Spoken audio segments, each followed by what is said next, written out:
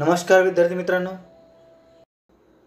आपण इयत्ता 12वी विषय अर्थशास्त्र यामधील प्रकरण क्रमांक 9 भारतातील नाणे बाजार आणि भांडवल बाजार याचा अभ्यास करत आहोत। तर विद्यार्थी मित्रांनो, आजच्या तासिकेमध्ये आपण भारतातील नाणे बाजाराची संरचना यामध्ये दोन भागात नाणे बाजाराची संरचना स्पष्ट केली जाते, ज्यामध्ये पहिला भाग संघटित क्षेत्र आणि दुसरा भाग असंघटित क्षेत्र। यामधील आज आपण संघटित क्षेत्र यामधील भारतीय रिझर्व्ह बँकेची व्याख्या, भारतीय रिझर्व्ह बँकेची कार्य याचा आढावा घेणार आहोत। म्हणजे भारतात कर्जपुरवठा करणाऱ्या संघटित क्षेत्रात ज्या काही अनेक संस्था आहेत त्यापैकी अतिशय महत्त्वपूर्ण असलेली संस्था म्हणजे भारतीय रिझर्व्ह बँक। विद्यार्थी मित्रांनो, ही बँक भारताची मध्यवर्ती बँक म्हणून ओळखली जाते। या बँकेची स्थापना हिल्टन यंग आयोगाच्या शिफारसीनुसार करण्यात आलेली आहे। 1926 मध्ये हिल्टन यंग यांनी ब्रिटिश गव्हर्नमेंटला अशी शिफारस केली होती की भारतासाठी एक स्वतंत्र मध्यवर्ती बँक असावी।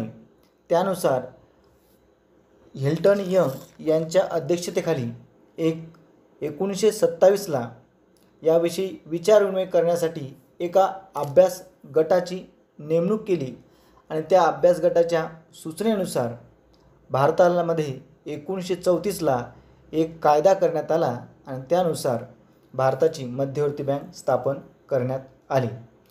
कारण 1935 पूर्वी भारतामध्ये चलन निर्मिती करणं हे इम्पेरियल बँक यांच्याकडे अधिकार होते, तर या चलनावर नियंत्रण ठेवण्याचं काम म्हणजे पैशावर नियंत्रण ठेवण्याचं काम हे सरकारद्वारे केलं जायचं।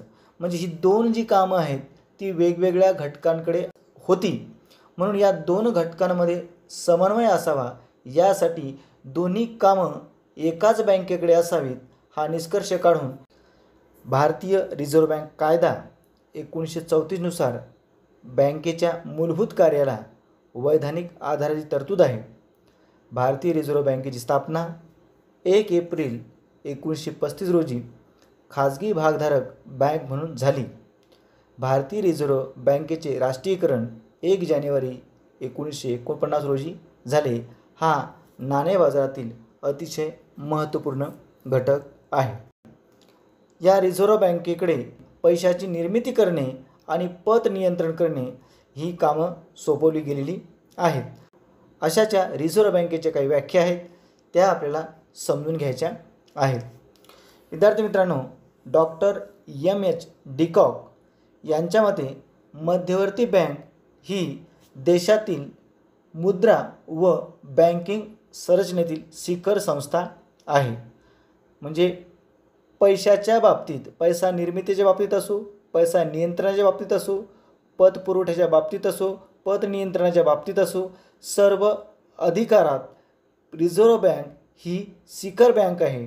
बँकिंग संरचनेतील सर्वोच्च संस्था म्हणजे भारतीय रिझर्व्ह बँक होय।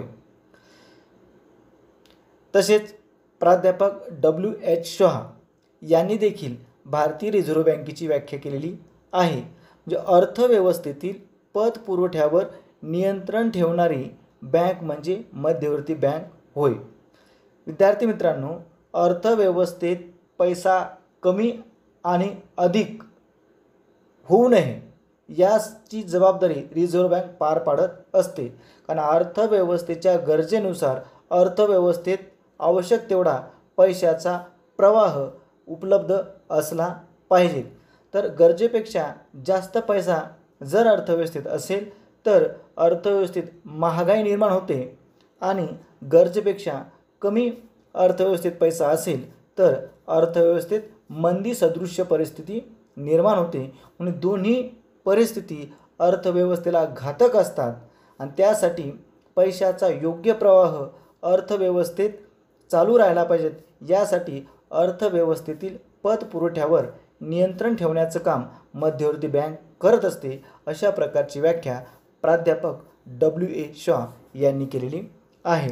तर या भारतीय रिझर्व्ह बँकेला अशी कोणती महत्त्वाची कामं करावी लागतात, म्हणजे अर्थव्यवस्थेतला पैसा, अर्थव्यवस्थेतलं चलन म्हणजे अर्थव्यवस्थेतली मुद्रा नियंत्रणात राहील आणि योग्य प्रकारे देशाच्या कल्याणात हा पैसा आपली भूमिका बजावू शकेल, यासाठी भारतीय रिझर्व्ह बँकेला पुढील प्रकारची 8 कामे करावी लागतात, की ज्याच्यामध्ये चलनी नोटांची निर्मिती करणारी बँक हे एक पहिल्या नंबरचं काम करावं लागतं. दुसरं, सरकारचे बँक म्हणून विविध कार्य करावी लागतात. तिसरं, बँकांचे बँक म्हणून महत्त्वपूर्ण भूमिका वठवावी लागते. चौथं, परकीय चलन साठ्याचा सांभाळ करावा लागतो. पाचवं, पत पैशाचं नियंत्रण करावं लागतं. सहावं, आकडेवारी गोळा करणे व प्रसिद्धीस देणे हेही काम रिझर्व्ह बँकेला करावं लागतं.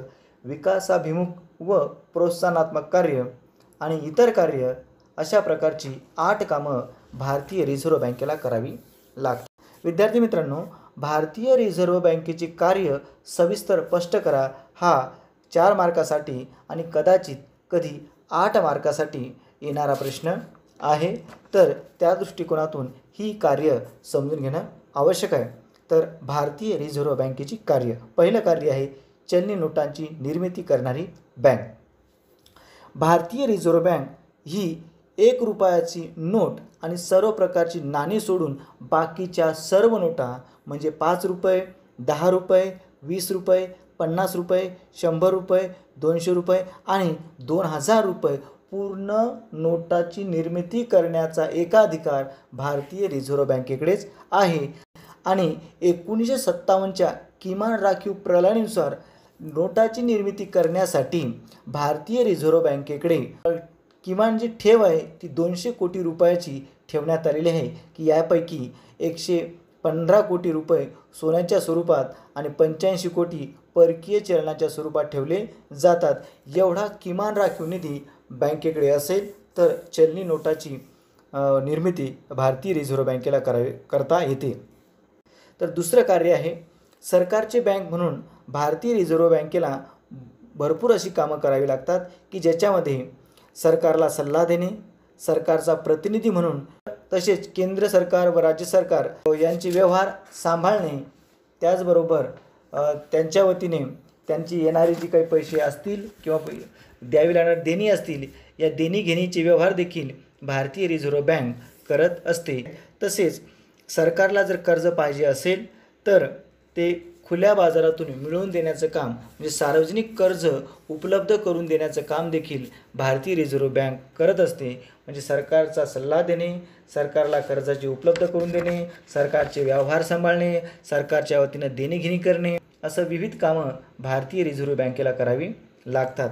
3 नंबरचं काम आहे जेवढ्या काही देशात व्यापारी बँका असतील त्या सर्व व्यापारी बँकावर नियंत्रण करणे, त्यांना मदत करणे, त्यांना मार्गदर्शन करणे, अशा स्वरूपाची काही कामं जी बँकेला करावी लागतात, त्याच कार्याला बँकांचे बँक म्हणून करावी लागणारी कार्य असं म्हणतात. म्हणून आता आपल्याला 3ऱ्या नंबरचं कार्य पाहायचं आहे, बँकांचे बँक म्हणून करावी लागणारी कार्य. रिझर्व्ह बँक व्यापारी बँकावर वैधानिक नियंत्रण ठेवते. सर्व अनुसूचित बँकांना रिझर्व्ह बँकेकडे त्यांच्या मागणी व मुदत ठेवीनुसार किमान रोख निधी राखीव ठेवणे अनिवार्य असते. म्हणजे 1934मध्ये जेव्हा बँक स्थापन झाली आणि त्या कायद्यानुसार काही बँकांची नोंदणी, काही व्यापारी बँकांची नोंदणी रिझर्व्ह बँकेकडे झालेली आहेत आणि ज्या बँकांची नोंदणी रिझर्व्ह बँकेकडे झालेली आहेत त्या बँकांना अनुसूचित बँका असे म्हणतात. आणि या अनुसूचित बँकांना आपल्याकडील निधीच्या काही टक्के रक्कम रिझर्व्ह बँकेकडे ठेवावी लागते. त्याला किमान रोख निधी असं म्हणतात. म्हणजे कॅश रिझर्व्ह रेशो. म्हणजे व्यापारी बँक म्हणजे काय, तर ज्या बँकेमध्ये आपल्या सर्वांची खाती असतात अशा बँकांना आपण व्यापारी बँका असं म्हणतो. ज्या राष्ट्रीयकृत असतील, आता जास्तीत जास्त प्रायव्हेट क्षेत्रात बँका आहेत, पैशाची देणीघेणी करणाऱ्या बँका म्हणजे व्यापारी बँका आहेत. ज्या बँकामध्ये आपली खाती असतात त्या बँकांना व्यापारी बँका असे म्हणतात. मग या व्यापारी बँकेकडे ज्या काही मुदत ठेवी असतील म्हणजे फिक्स्ड डिपॉझिट असतील किंवा काही त्यांच्या मागणी ठेवी असतील, याच्या साधारणतः 3% ते 15% रक्कम प्रत्येक व्यापारी बँकेला रिझर्व्ह बँकेकडे ठेवावी लागते। हा रक्कममध्ये बदल करण्याचा अधिकार पूर्णतः रिझर्व्ह बँकेकडे असतो। म्हणजे हा जो निधी 3% ते 15% या जो काही रिझर्व्ह बँक ठरवेल तो निधी रिझर्व्ह बँकेकडे असल्यामुळं जर एखादी बँक अडचणीत आली तर त्या बँकेला त्या निधीमधून मदत करणं सोपं जातं, म्हणून तो निधी बँकेच्या अडचणीच्या वेळी उपयोगात देखील आणला जातो। तसेच बँकाच्या वतीने हुंड्याचं पुनर्वटव करून रिझर्व्ह बँक व्यापारी बँकांना मदत करत असते, सहाय्य करत असते। तसेच त्यांच्या हुंड्यांना पुनर्वटव करण्यासाठी मान्यता देखील देत असते। अशा प्रकारची कामं बँकांचे बँक म्हणून रिझर्व्ह बँकेला करावी लागतात। तर विद्यार्थी मित्रांनो, याच बँकेला अतिशय महत्त्वाचं एक चौथं कार्य आहे, ते म्हणजे परकीय चलन साठ्याचा सांभाळ करणे। हे रिझर्व्ह बँकेचं चौथं महत्त्वाचं काम आहे। रिझर्व्ह बँक देशाच्या परकीय चलन साठ्याचे संरक्षण म्हणून काम करते। त्यास रुपयाचे अधिकृत विनिमय दर कायम ठेवणे, स्थिरता निश्चित करणे आवश्यक आहे। आंतरराष्ट्रीय नाणेनिधीच्या सर्व सदस्य देशांच्या चलनाची खरेदी व विक्री करण्याचे कार्य रिझर्व्ह बँक करते। भारताला विदेशी व्यापार करण्यासाठी परकीय चलन भारताजवळ असणं हे अतिशय महत्त्वपूर्ण आहे आणि त्या परकीय चलनाचे सर्व व्यवहार सांभाळण्याचं काम आपल्या देशाची मध्यवर्ती बँक म्हणजेच भारतीय रिझर्व्ह बँक करत असते। म्हणजेच मध्यवर्ती बँक परकीय चलन साठ्याचं नियंत्रण आणि परकीय चलनात होणारा जो विनिमय आहे, भारतीय रुपयाचा जो विनिमय दर आहे तो स्थिर ठेवण्याचा प्रयत्न भारतीय मध्यवर्ती बँकेकडून केला जातो। तसेच भारत सरकारला जेव्हा जेव्हा विदेशी चलनाची गरज पडते तेव्हा विदेशी चलन मिळवून देण्यात मध्यवर्ती बँक महत्त्वाची भूमिका बजावत असते। 5व्या नंबरचं काम आहे पत पैशाचे नियंत्रण करणे।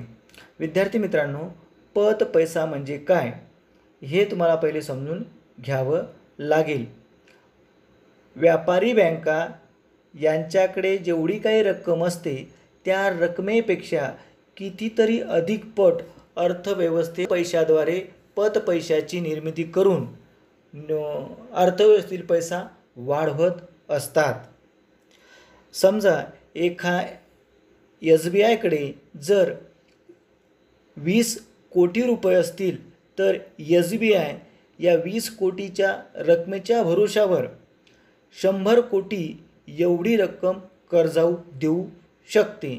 म्हणजे 20 कोटी हा कॅश मनी असेल तर त्याच्या आधारावर पत पैशाचा वापर करून SBI 100 कोटी एवढी रक्कम कर्जाऊ देऊ शकते। हे कशानं शक्य झालं तर ते पत साधनामुळं, कारण यामध्ये धनादेश, धनाकर्ष इतर साधनाचा वापर केल्यामुळं हे करणं शक्य आहे। कारण यामध्ये प्राथमिक ठेवीतून दुय्यम ठेवी निर्माण केल्या जातात। कर्ज दिल्यानंतर ठेव निर्माण करणे, ठेवीतून पुन्हा कर्ज देणे आणि यासाठी आपल्या खात्यावरील व्यवहार पूर्ण करण्यासाठी बँक खातेधारकाला चेकबुकची व्यवस्था उपलब्ध करून देतात। म्हणजेच त्या व्यक्तीला जर पैशाची गरज असेल तर त्यासाठी पत साधनाचा वापर करण्यासाठी सवलत व्यापारी बँकाद्वारे दिली जाते। म्हणजे मूळ रक्कम ही बँकेकडेच शिल्लक राहते आणि त्या व्यक्तीच्या गरजा या पत साधनाचा वापर करून पूर्ण केल्या जातात। म्हणजे अर्थव्यवस्थेत 20 कोटी रुपये रक्कम असताना 100 कोटी कर्जाऊ रक्कम देणं शक्य होतं। म्हणजे कमी पैशाच्या आधारावर जास्त पैशाची निर्मिती ही पत पैशाद्वारे होत असते। म्हणून या पत पैशामुळे अतिरिक्त जर अर्थव्यवस्थेत पत निर्मिती झाली तर अर्थव्यवस्थेत महागाई निर्माण होते आणि या महागाईच्या काळामध्ये गरीब हे आणखी गरीब होऊ शकतात। त्यांना उपभोगाच्या वस्तू मिळणार नाहीत, कारण अर्थव्यवस्थेत महागाई झाल्यामुळे गरीब लोक त्या वस्तू खरेदी करू शकणार नाहीत। म्हणून जीवनावश्यक वस्तूसाठी ते वंचित राहू नये, म्हणून अर्थव्यवस्थेत जास्ती महागाई होऊ नये असं धोरण रिझर्व्ह बँकेकडचं असते। म्हणून रिझर्व्ह बँक या पत पैशावर नियंत्रण ठेवण्याचं काम करत असते। यासाठी रिझर्व्ह बँक 2 प्रकारच्या साधनांचा वापर करत असते, ज्यामध्ये काही संख्यात्मक साधनं आहेत तर काही गुणात्मक साधने आहेत.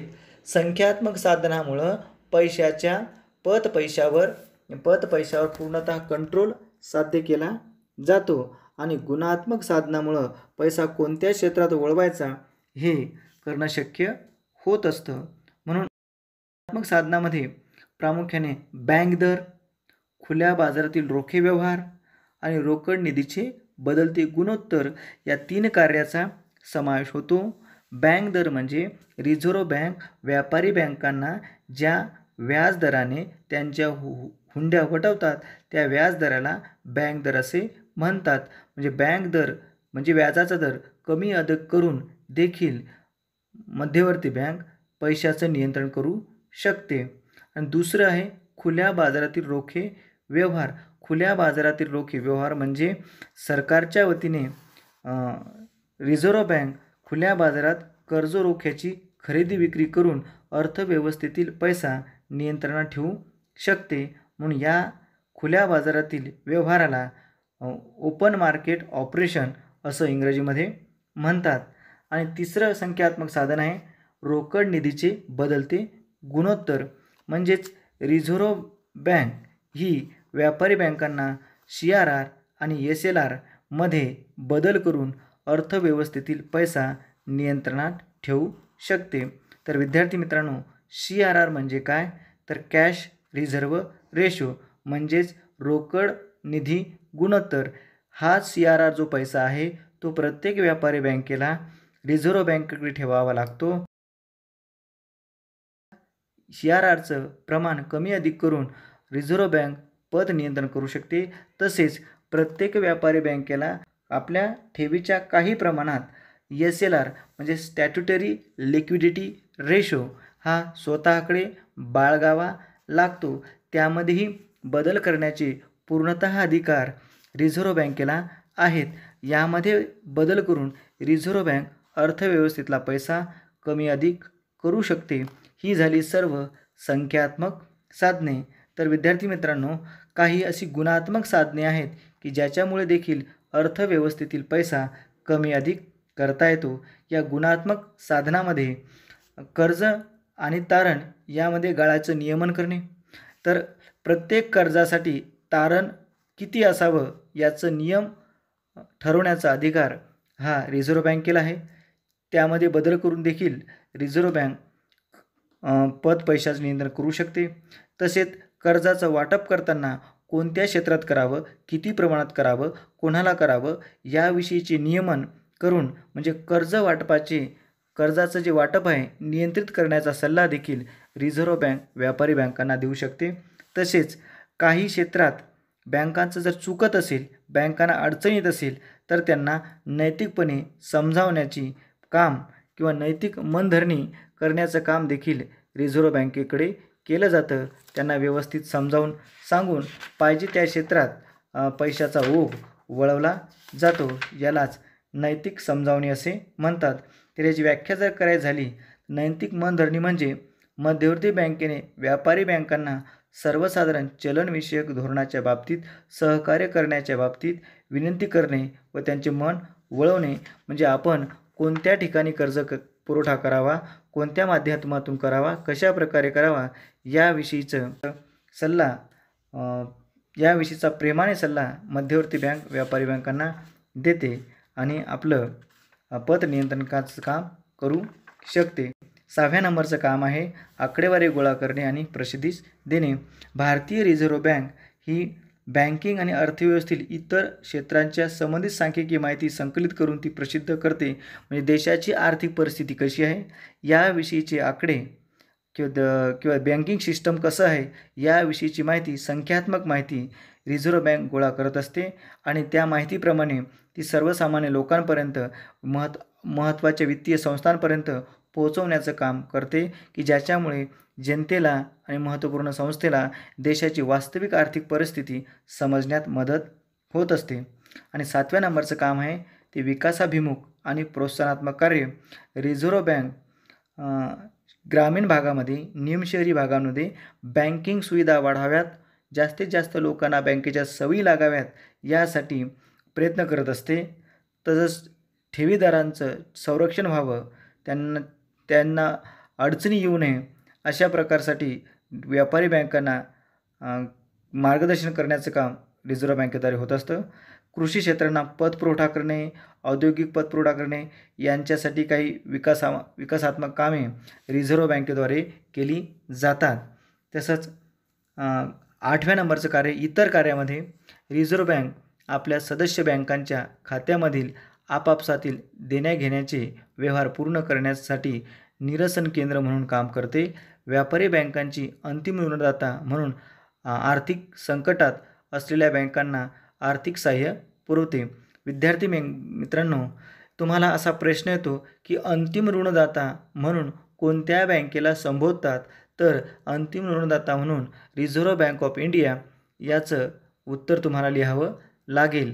कारण अडीअडचणीच्या वेळी प्रत्येक व्यापारी बँकेला मार्गदर्शन करून त्यांच्यावर नियमन टाकून आणि मदत करण्याचं काम, आर्थिक संकटातून बाहेर काढण्याचं काम भारतीय रिझर्व्ह बँक करत असते. म्हणून भारतीय रिझर्व्ह बँकेला अंतिम ऋणदाता किंवा दोन बँकांमधील देण्याघेण्याच्या व्यवहाराचं निरसन करणं, समायोजन करणं हे काम देखील भारतीय रिझर्व्ह बँकेद्वारे होत असतं. म्हणून भारताच्या अर्थव्यवस्थेत भारतीय रिझर्व्ह बँकेची भूमिका अत्यंत महत्त्वाची आहे. कारण ही बँक सर्व प्रकारची चलन निर्मिती करण्याचं काम करते, पैशाच्या पुरवठ्यावर नियंत्रण करण्याचं काम करते, सरकारची बँक म्हणून काम करते, बँकांचे बँक म्हणून देखील काम करते, तसेच परकीय चलनसाठा सांभाळण्याचं काम केलं जातं. अतिशय महत्त्वपूर्ण बँक म्हणजे आपली भारतीय रिझर्व्ह बँक होय. ही कार्य तुम्हाला परीक्षेच्या दृष्टिकोनातून अत्यंत महत्त्वाची आहेत. ही 8 कार्य ही तुम्हाला 8 मार्कासाठी किंवा 4 मार्कासाठी येऊ शकतात. चांगल्या प्रकारे याचा अभ्यास करावा. धन्यवाद विद्यार्थी मित्रांनो.